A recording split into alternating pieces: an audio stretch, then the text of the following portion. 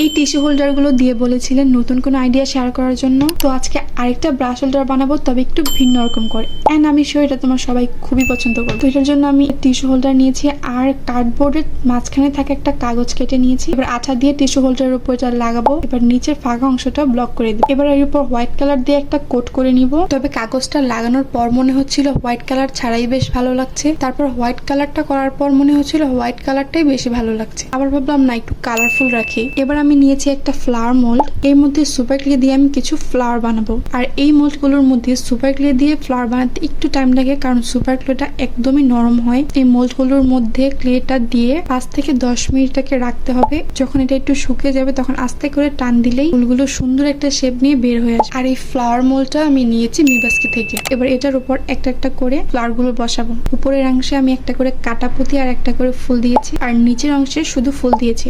আর মাঝখানের অংশটাও একটু খালি খালি রাখছিল, তাই এর মধ্যে ছোট্ট একটা হোয়াইট কালার বো দিয়ে দিয়েছে। তো এই হচ্ছে ব্রাশ হোল্ডারটার ফাইনাল লুক। কেমন হয়েছে এই কিউট কিউট ব্রাশ হোল্ডারটা অবশ্যই জানাবে, এন্ড আমি শিওর আমার মতো তোমরাও এটা খুবই পছন্দ করেছো।